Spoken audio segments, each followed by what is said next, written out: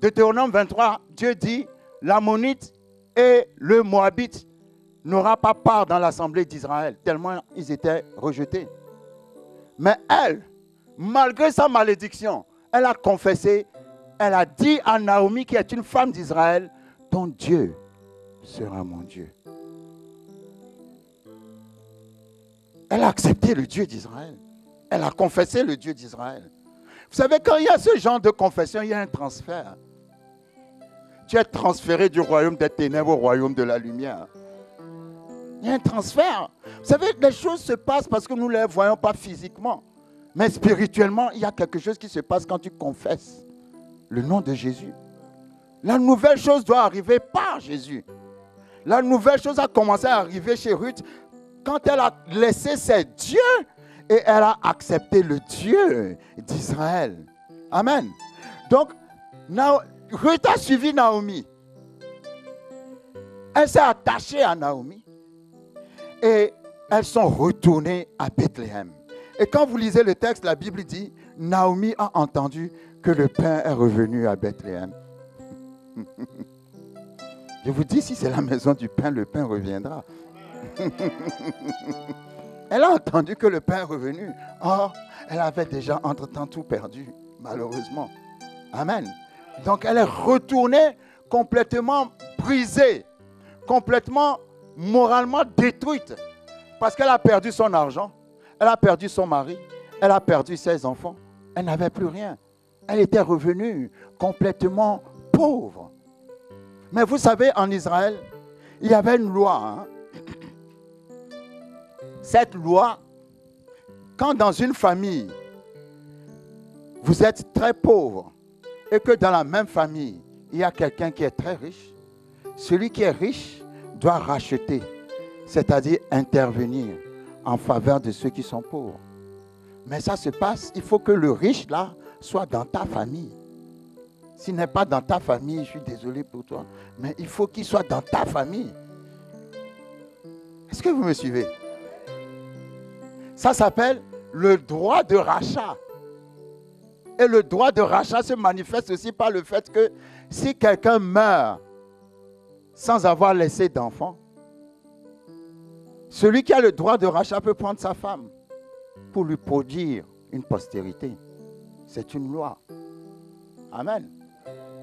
C'est pour ça que Dieu a institué le jubilé, qui est une fête qui est fêtée une fois tous les 50 ans en Israël. Tous les 50 ans, ceux qui n'ont pas de riches dans leur famille, ils expérimentent le jubilé. Si tu es esclave, on doit te relâcher. Si tu as des dettes à la banque, la banque doit annuler la dette. Si on a pris ta propriété, on l'a saisie parce que tu avais trop de dettes, cette année-là, on doit te redonner ta maison. Et moi, je disais toujours, pasteur, que je vais attendre, en supposant que le jubilé, c'est 2017, je vais aller prendre de l'argent chez toutes les banques en 2016. Parce que je sais qu'en 2017, on va annuler mes dettes. C'est pour ça que Jésus a dit, l'Esprit de l'Éternel est sur moi pour annoncer l'année de la grâce du Seigneur. L'année de la grâce du Seigneur, c'est le jubilé. Ça veut dire qu'en Jésus, toutes tes dettes sont annulées. Ah, come on! En Jésus, tu n'es plus esclave, tu es libéré. En Jésus, tout ce que tu as perdu doit te revenir. Et avec Jésus, ce n'est pas une fois tous les 50 ans, c'est tout le temps. Alléluia. Donc, elles sont revenues pauvres, veuves, abandonnées sans rien du tout. Or, dans la famille de Naomi, il y avait quelqu'un qui avait le droit de rachat. Mais, personne n'a présenté celui qui avait le droit de rachat à Naomi ou à Ruth. Et c'est là où j'arrive à un niveau maintenant. Il faut que quelqu'un me suive. Parce que... J'ai combien de temps, pasteur? Parce que... moi, quand je commence parfois... ce que je vais dire va faire rire les gens. Mais c'est la vérité. Pour qu'il y ait une nouvelle chose qui entre dans ta vie, il faut que tu ne sois pas paresseux. Parce que Dieu ne donne pas d'opportunité aux paresseux. Parce que quand elles sont revenues à Bethléem, lorsque nous lisons Ruth chapitre 1, à son verset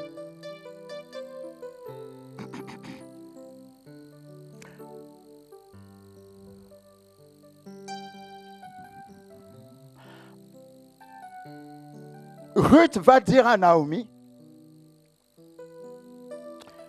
je ne vais pas rester assise ici à la maison.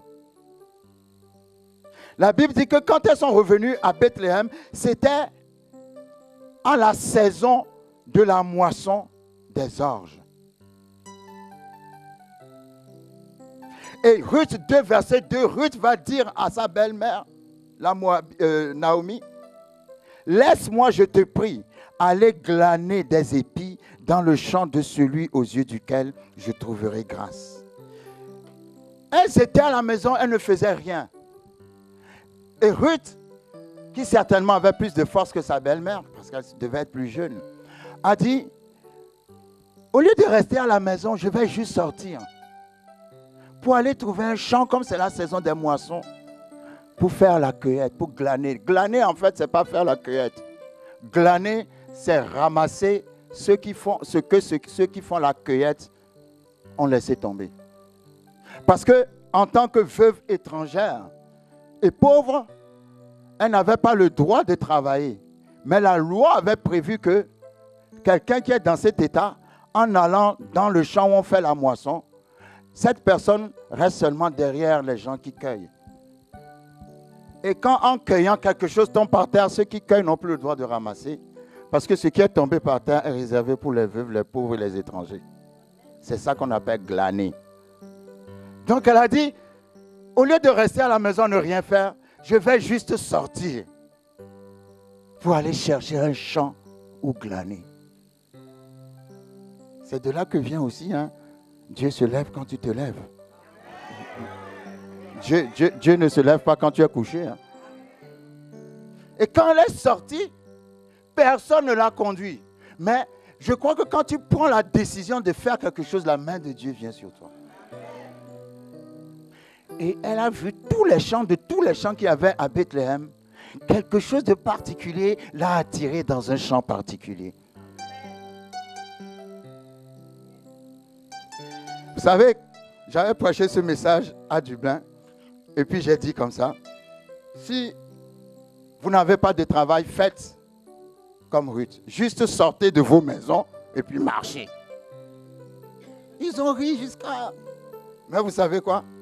Cette semaine-là, une sœur est sortie de sa maison, a commencé à marcher. Elle est arrivée dans un endroit où elle a vu dans une école qu'on a écrit qu'on cherche une institutrice. Et elle est enseignante. Elle a été se présenter et on l'a engagée. Elle est sortie parce qu'elle a entendu la prédication. Ça fait ridicule, Sortez et marchez. Quand elle est sortie, elle a trouvé du travail. Elle est toujours dans ce travail jusqu'à maintenant. C'est ridicule, n'est-ce pas? Mais ça va arriver à quelqu'un. Dieu est ridicule dans ses paroles, mais il est fidèle à ses paroles ridicules.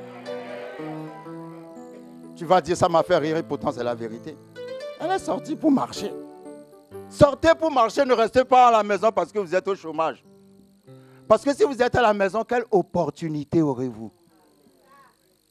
Si Ruth était restée à la maison, quelle opportunité aurait-elle eu? Elle est sortie pour aller chercher du travail et quelque chose l'a attirée dans un champ. Elle est rentrée dans le champ. Et quand elle est rentrée dans le champ, elle ne savait pas qu'elle venait de commencer comme glaneuse, mais c'est juste positionnée pour devenir propriétaire. Ah, come on, c'est pas la façon dont tu as commencé qui compte, c'est la façon dont tu vas finir. Et il y a beaucoup de locataires ici qui vont devenir propriétaires. Je dis, il y a beaucoup de locataires qui vont devenir propriétaires. Elle est rentrée dans le champ de Boaz, sans savoir qu'elle est juste rentrée dans sa destinée. Ah, ça fait trop longtemps que tu as marché. Ça fait trop longtemps que tu as cherché. Mais cette semaine, après ce séminaire, quelqu'un va trouver le champ de Boaz. Je dis quelqu'un va trouver le champ de Boaz, il y aura une chose nouvelle qui va se manifester dans ta vie. Amen. Ah, gloire à Dieu. Donc Ruth est rentrée dans le champ de Boaz. Vous savez, je vais vous dire quelque chose. La Bible dit, Ruth 2, verset 3, Ruth, entre parenthèses, elle alla glaner dans un champ derrière les moissonneurs. Vous voyez, les moissonneurs sont ceux qui font la cueillette. Et elle est glanée, c'est ramasser ce qui tombait, par hasard. Et il se trouvait par hasard que la pièce de terre appartenait à Boaz, qui était de la famille de son beau-père Elimelech. Et voici Boaz vint de Bethléem et il dit aux moissonneurs que l'Éternel soit avec vous. Ils lui répondirent que l'Éternel te bénisse. Et Boaz dit à son serviteur chargé de surveiller les moissonneurs, à qui est cette jeune femme? Non, on va bien parler. Parce que, vous savez, Dieu est un Dieu qui monte des coups.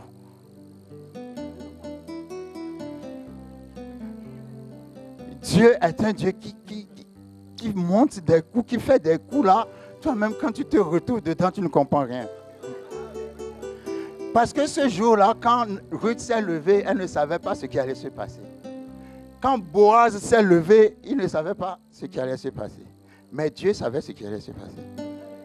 Donc Dieu a fait en sorte que la distance de la maison de Naomi au champ de Boaz a correspondu exactement au temps où Boaz a quitté sa maison pour arriver dans le champ. Quelqu'un ne me comprend pas. Ah, vous ne me comprenez pas. Parce qu'au moment où Ruth est arrivée dans le champ, Boaz aussi est arrivé dans le champ.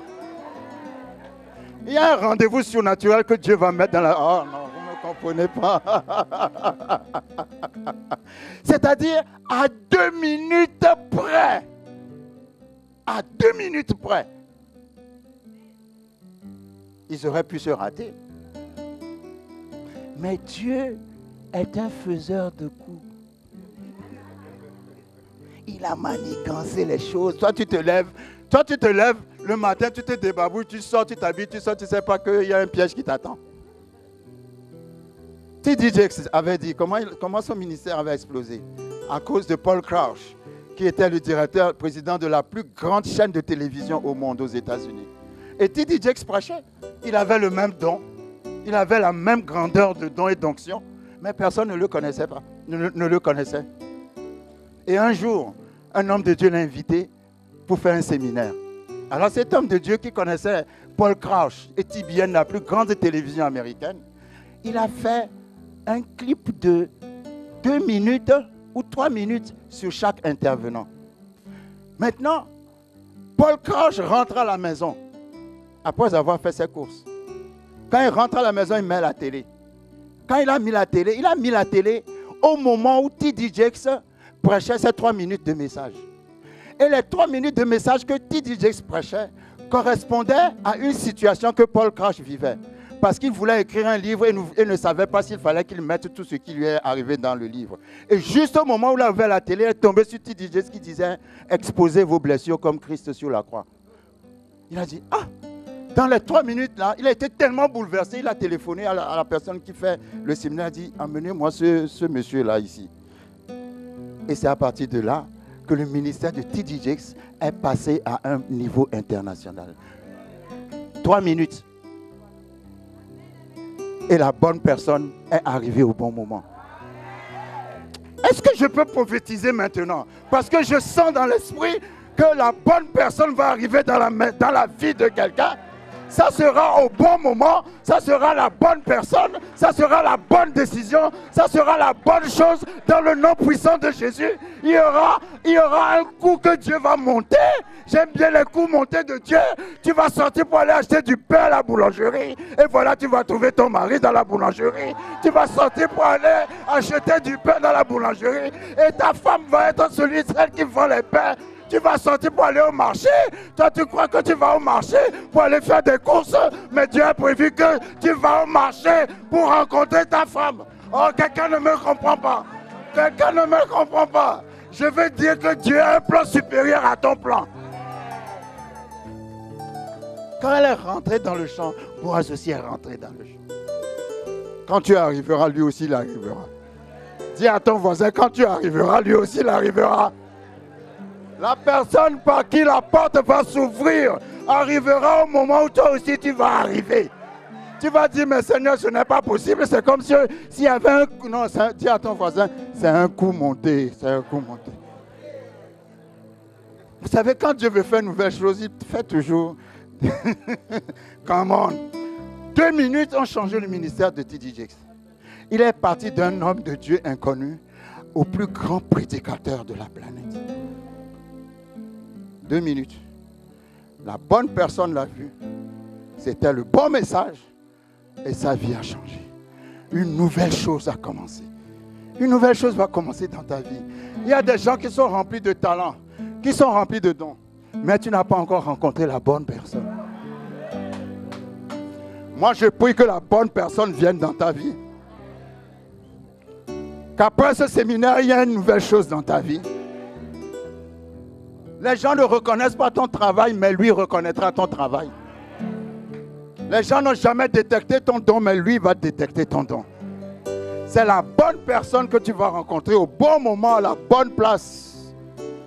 Parce que Dieu est avec toi, il veut faire une nouvelle chose dans ta vie. Quand Boaz est rentré dans le champ, il n'a pas vu ses serviteurs, il a vu Ruth. Il a dit, qui est cette femme dans le coin au fond là? Là, tu fais ça. Fais ça. Oh, quelqu'un ne me comprend pas. Tu ne fais pas bien, j'ai dit.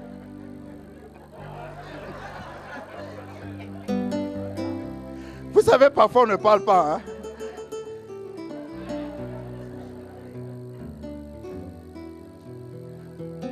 Quand Ruth est venue, il a parlé à Ruth. Come on. Boaz dit à Ruth, Ruth 2, verset 8. Écoute ma fille, ne va pas glaner dans un autre champ.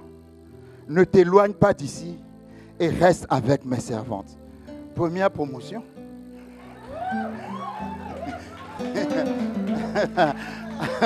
Il y a une faveur qui va faire que les gens que tu ne connais pas vont te bénir.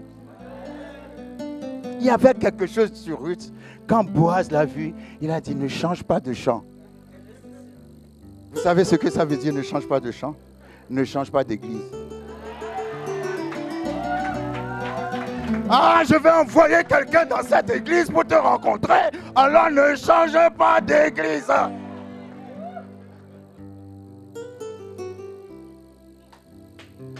Il y a beaucoup de gens qui ont raté leur destinée. Tu es parti la veille où la personne doit arriver dans l'église. Il lui a dit, ne change pas de champ. Ouais, on ne change pas l'endroit où on a trouvé la faveur. On ne change pas là où on t'a parlé de Dieu et Dieu t'a béni. On ne change pas la place. Quand Jacob a rencontré l'ange dans le désert et qu'il a changé cet endroit en l'appelant Bethel, il a mis à cet endroit une pierre et il a mis l'huile dessus. Il a dit, cette pierre servira d'église, de temple pour toi. On ne change pas d'endroit où on a rencontré Dieu. On ne change pas là où Dieu t'a fait du bien. Quand Boaz l'a vu, Boaz a dit, ne change pas de champ. Nous ne sommes pas quelqu'un, aujourd'hui on te voit au nord, demain on te voit au sud. 3 jours après tu es à l'est, ensuite tu es à l'ouest et après tu es même, on ne sait pas où tu es. Ne change pas de champ. Amen. Ne t'éloigne pas d'ici. Reste avec mes servantes. Regarde où l'on moissonne dans le champ et va après elle. J'ai défendu à mes serviteurs de te toucher. Comment? Je ne connais pas, mais tu m'aimes tellement que tu défends même aux gens de me toucher. On vient juste de se rencontrer. Alléluia. Vous voyez, vous savez, j'appelle ça la bénédiction accélérée.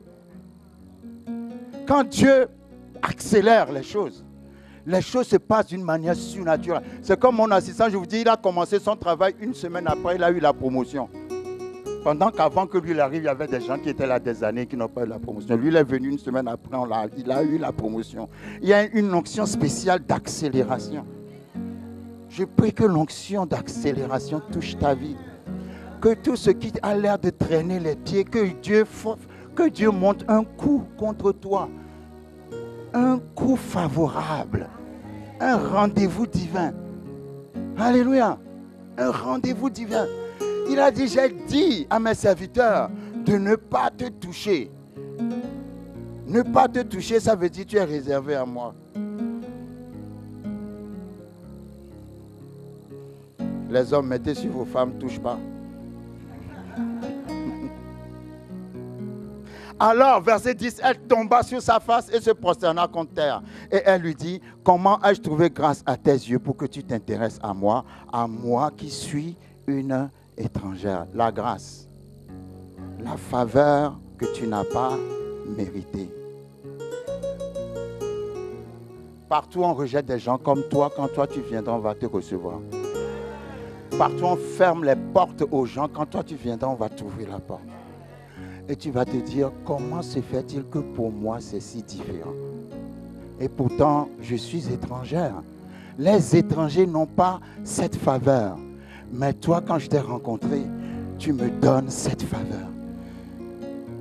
Dieu va te donner ce que ta couleur, ton état, ton nom, ta situation t'interdit.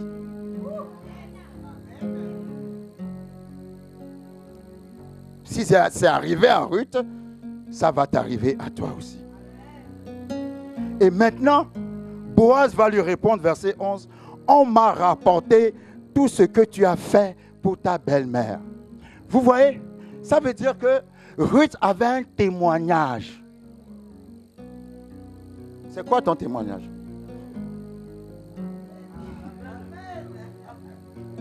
Boaz a dit à Ruth, j'ai entendu parler de ce que tu as fait à Naomi. J'ai entendu comment tu as quitté ton pays, comment tu l'as suivi, comment tu as accepté notre Dieu. J'ai entendu comment tu la sers. J'ai entendu comment tu es fidèle dans la vie de Naomi. C'est pour cela que je te fais grâce. Quel est ton témoignage? Toi, tu insultes tout le monde, tu es impoli.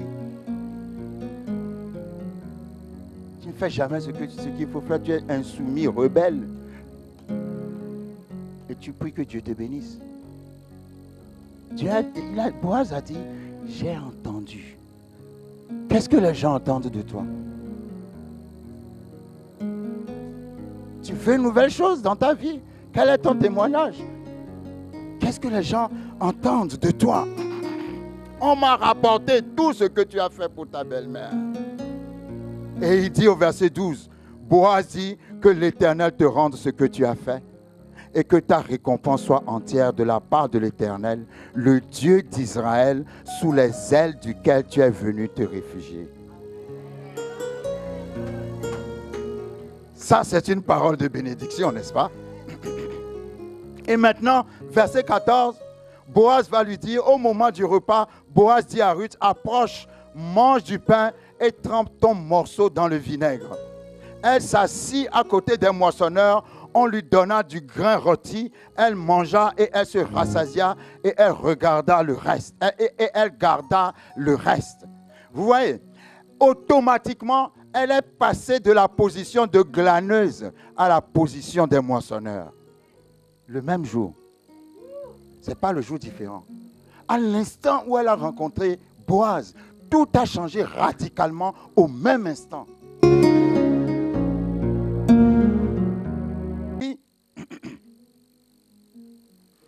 Et ça, j'aime trop ça. Le verset 15. Puis elle se leva pour glaner. Boaz donna cet ordre à ses serviteurs, qu'elle glane aussi entre les gerbes et ne l'inquiétez pas. Et même vous ôterez pour elle des gerbes, quelques épis, que vous la laisserez glaner sans lui faire de reproches. C'est-à-dire, n'est-ce pas qu'elle a commencé à glaner? Elle ramassait ce que les moissonneurs faisaient tomber. Boaz a dit aux moissonneurs, à partir de maintenant, vous allez laisser tomber des choses exprès.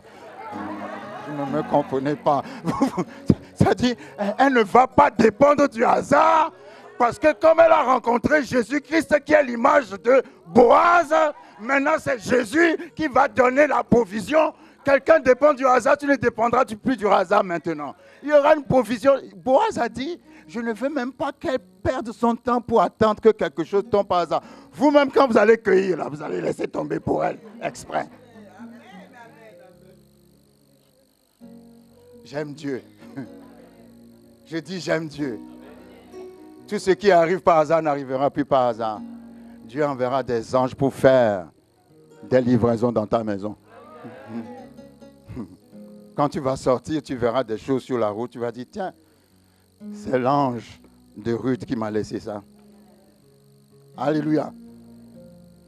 Boaz a ordonné qu'elle ne dépende plus de la loi, mais qu'elle dépend de la grâce. Parce que la loi voulait qu'elle ramasse ce qui tombait par hasard. Mais dans la grâce, Dieu dit, je suis une aide présente. Je suis ton refuge, je suis ton appui, je suis ton Jéhovah Jireh, je suis ton pourvoyeur. Et Ruth va rentrer à la maison. Quand elle va rentrer à la maison, elle va dire à Naomi tout ce qui lui est arrivé. Et quand elle va dire le nom de Boaz à Naomi, Naomi va dire, ah, je connais ce Boaz-là. C'est quelqu'un qui a le droit de rachat dans la famille. C'est-à-dire, c'est quelqu'un qui peut t'épouser et en t'épousant, qui va restaurer tout ce que tu as perdu et qui va te faire les enfants que tu n'as pas eus avec ton mari. Et la Bible dit, j'aime beaucoup Ruth chapitre 3, Naomi, sa belle-mère, lui dit, ma fille, je voudrais assurer ton repos afin que tu fusses heureuse. Cette parole est très prophétique pour moi. Ça me montre que tu ne peux pas réussir seul. Vous savez, moi je dis toujours, si j'étais Ruth, je n'ai jamais compris ce que Ruth a trouvé chez Naomi pour suivre Naomi. Parce que si Ruth vivait dans notre société, on allait dire que c'est une sorcière, elle a mangé son mari et ses 2 fils.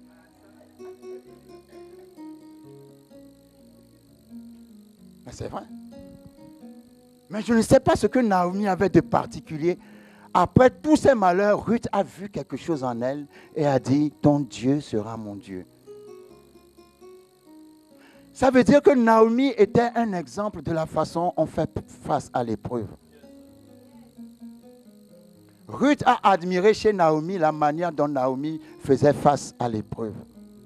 La manière dont tu fais face à ton épreuve peut être un encouragement pour quelqu'un qui te regarde et que tu ne sais pas. Est-ce que vous savez qu'il y a des gens qui nous regardent et qu'on ne sait pas? Toi, quand tu passes dans la rue, tu crois que personne ne te regarde parce qu'il n'y a personne dans la rue, mais il y a quelqu'un en haut qui te regarde à travers sa fenêtre. Il dit, tiens. Et il n'y a pas de lumière dans sa chambre, il est dans le noir. Toi, tu vois le noir, mais c'est quelqu'un qui te regarde. On a tous des téléspectateurs invisibles et silencieux. Un jour, j'étais parti à la gare du Nord pour aller me soulager. Il fallait donner 70 centimes, j'ai donné 2 euros. Je suis parti me soulager, je repartais. Et puis la dame me dit, vous n'avez pas pris votre monnaie? J'ai dit, non, c'est pour vous. Merci, pasteur Jean-Claude.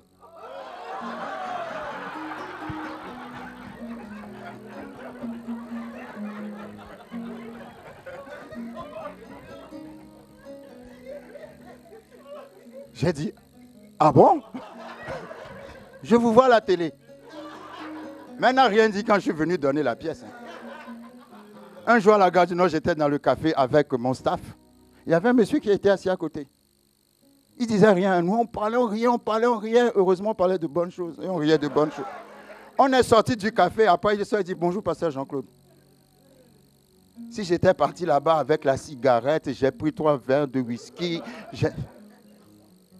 Il y a toujours un téléspectateur invisible et silencieux qui te regarde. N'oubliez jamais ça.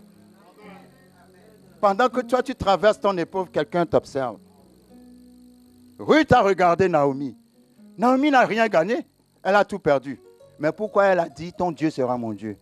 Parce qu'elle a vu la foi avec laquelle elle a surmonté les épreuves. Il y a quelqu'un qui te regarde. Sa foi dépend de toi. Je dis, sa foi dépend de toi. Tu ne connais pas la personne, mais tu as une référence pour quelqu'un. Il y a quelqu'un qui est encouragé quand il voit comment tu t'en sors. Mais toi, tu ne le sais pas. Il y a toujours des téléspectateurs invisibles et silencieux. Alors j'ai dit à ma femme, prochainement quand j'irai à Paris, je vais mettre une perruque de Rasta. Comme ça, quand je sors, on ne va plus me fatiguer. Hein. Parce qu'à chaque fois, je me dis, je ne sais pas qui me regarde. Tu as intérêt à marcher droit. Parce que si tu fais un faux pas, ça peut détruire la foi de quelqu'un. On est tous un exemple pour quelqu'un. Amen. Donc, Naomi, ce que j'aime bien, on va terminer. Naomi, quand on voit son témoignage, on peut dire, cette femme a eu tellement de malheur, qu'est-ce qu'elle peut conseiller aux gens? Non, c'est les gens qui ont eu le plus de malheur qui peuvent vous donner de bons conseils. Parce qu'elle a dit à Ruth, je vais t'apprendre à être heureuse. Tu as besoin de quelqu'un qui doit t'apprendre à être heureux. Et généralement, Dieu t'envoie dans une église sous une autorité pastorale pour t'apprendre à être heureux. Parce que Ruth ne connaissait pas la tradition juive. Mais Naomi connaissait la tradition juive. Et Naomi va enseigner à Ruth comment faire pour attirer l'attention de Boaz. Ah, ton problème, c'est que tu es trop ignorant parce que tu ne viens pas à l'école biblique. Tu as besoin d'un pasteur, un mentor qui va te dire comment on fait. Toi, tu crois tout savoir, mais tu ne connais rien. Il faut qu'on t'apprenne. Parce que tu peux avoir rencontré la bonne personne et rater la bonne personne. Naomi a dit, je voudrais, ma fille, assurer ton repos afin que tu fusses heureuse. Et elle lui dit, tu vas aller trouver Boaz à tel moment. Tu vas attendre qu'il ait fini de manger. Ensuite, tu iras te coucher à ses pieds. Tu vas prendre les ailes, c'est-à-dire, c'est une écharpe, vous savez ce que les talites des Juifs, là, qui se terminent toujours par des fils. Hein, le talit. C'est ça qu'on appelle les ailes, le talit. Quand Malachie chapitre 4 dit, alors se lèvera le soleil de la justice et la guérison sera sous ses ailes. Ça parle du talit de Jésus. Vous vous souvenez quand Jésus allait guérir la fille de Jairus? Il a dit talit takumi. Talit takumi, dans talit takumi, il y a le talit. Et le talit, la femme qui souffrait d'une perte de sang a touché les franges, a touché le talit. C'est ça les ailes de la guérison. Et Naomi lui a dit, va t'allonger au pied de Boaz et couvre-toi avec son talit. Ça ne veut pas dire va draguer Boaz quand il dort la nuit, parce que je vois des visages bizarres qui me regardent. Non, c'est dans la culture juive que ça se passe comme ça. Amen. Mais ce que moi je veux dire ici, c'est que tu as besoin de quelqu'un pour t'apprendre comment on fait. Parce que tu peux être doué comme il faut, mais si tu n'es pas sous quelqu'un qui t'apprend comment on fait. Naomi lui a appris comment on fait. Et à la fin, Boaz va épouser Ruth. Ruth a commencé étrangère, veuve, pauvre. Et elle a fini propriétaire, riche, bénie à un point tel qu'elle est rentrée dans la généalogie de Jésus. Parce que la Bible dit, ils ont eu un fils qui s'appelait Obed. Obed a eu un fils qui s'appelait Isaïe. Isaïe a eu un fils qui s'appelait le roi David. Et du roi David sortira plus tard un fils qui s'appellera Jésus-Christ. Et quand on remonte cette histoire, on arrive au début. Elle a dit, je ne resterai pas à la maison, je vais juste sortir. Oh, come on. Quand elle sortait ce jour-là, elle ne savait pas qu'un jour le Messie descendra d'elle. Quand elle sortait ce jour-là, elle ne savait pas qu'elle allait épouser l'homme le plus riche de la ville. Quand elle sortait ce jour-là, elle ne savait pas quel piège Dieu lui avait tendu. Parce que Dieu est un Dieu qui tend des pièges de bonheur. Et Dieu tendra un piège de bonheur dans ta vie. Il mettra une chose nouvelle d'une manière inattendue dans ta vie. Et la restauration était tellement puissante que Naomi a retrouvé sa joie. Naomi a retrouvé son bonheur. Vous savez, la Bible dit dans Ruth, chapitre 4 à son verset 16, quand Ruth a accouché, la Bible dit, Naomi prit l'enfant et le mit sur son sein. Ça, c'est fort. Et on va terminer par là. Une autre traduction dit, c'est Naomi qui a allaité le bébé de Ruth. Oh, quelqu'un ne me comprend pas. Seigneur, venez à mon aide. Ce que tu crois que tu ne pourras plus faire parce que ton temps est passé. Tu as tout perdu. Il n'y avait aucune espérance. Dieu va ramener la restauration dans ta vie. La grand-mère a encore allaité un bébé. Le français dit, elle mit l'enfant sur son sein. Mais une autre traduction dit, elle allaita l'enfant. Elle allaita l'enfant. Ce que tu as perdu, Dieu va te faire plus que tu n'espères. La même Naomi était tellement déçue qu'elle a dit, appelez-moi amertume. Mais l'argent est revenu. L'héritage est revenu. Les enfants sont revenus. Et elle a même allaité comme si elle était encore une jeune fille. Levons-nous, s'il vous plaît.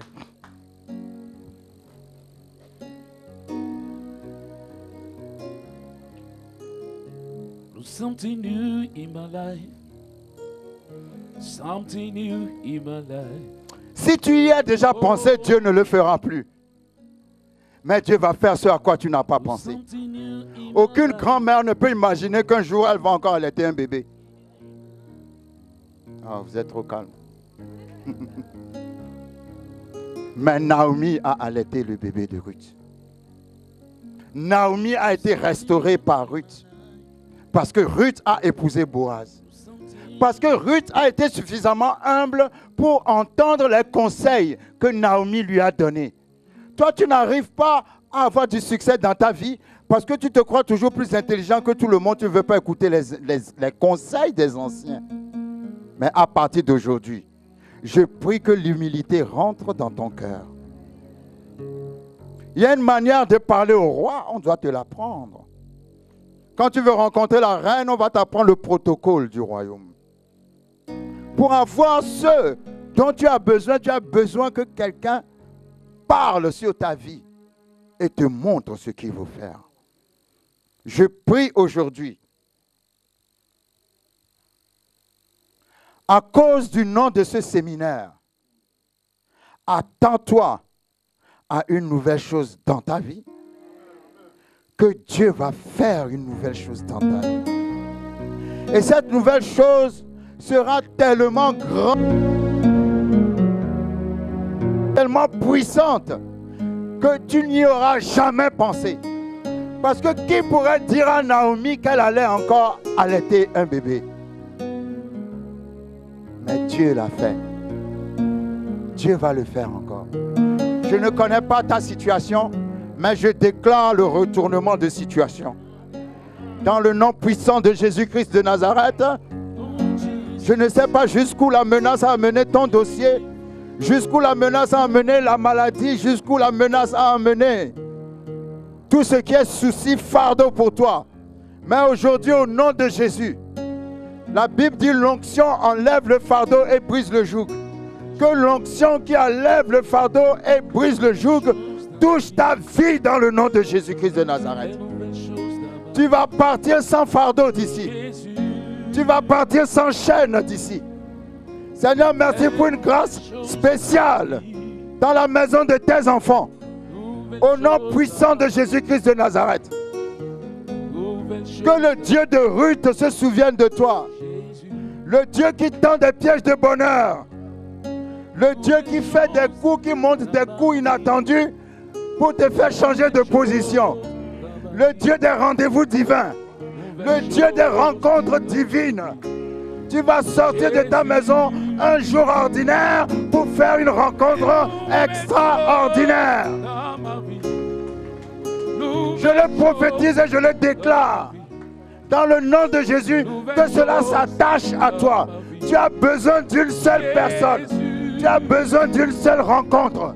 Tu as besoin d'un seul rendez-vous. Et à travers cette personne, tous tes problèmes vont être résolus. Dieu va te mettre sur le chemin de cette personne. Vous savez, Dieu ne descend pas lui-même, il envoie toujours quelqu'un. Je dis, Dieu ne descend pas lui-même, mais il envoie toujours quelqu'un. Dieu enverra quelqu'un dans ta vie. Dieu enverra quelqu'un dans ta vie. Au nom puissant de Jésus. Au nom puissant de Jésus. Je parle à toute malédiction de génération qui a fonctionné dans ta famille depuis des générations. Et je déclare à partir de toi que ça ne fonctionnera plus. Parce que Boaz, qui est Jésus-Christ, est rentré dans ta vie aujourd'hui. Seigneur, merci. Boaz a dit, vous laisserez tomber exprès les épis pour Ruth. Tout ce que tu as des difficultés à trouver, tout ce que tu as cherché, que tu ne vas pas, que tu n'as pas trouvé, va commencer à te chercher maintenant. Vous ne me comprenez pas. Je dis tout ce que vous avez toujours cherché et que vous n'avez jamais trouvé, cette chose elle-même va venir vous chercher et vous trouver là où vous êtes. Ça s'appelle la visitation de l'Éternel. La visitation de l'Éternel. La visitation de l'Éternel. Que l'onction de cet esprit vous touche, chaque personne ici présente. Je prie pour un témoignage.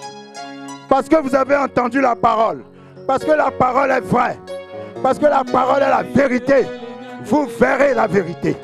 Vous expérimenterez la vérité. Vous témoignerez de la vérité. Parce que Dieu va changer votre situation. Au nom puissant de Jésus. Au nom puissant de Jésus. Au nom puissant de Jésus.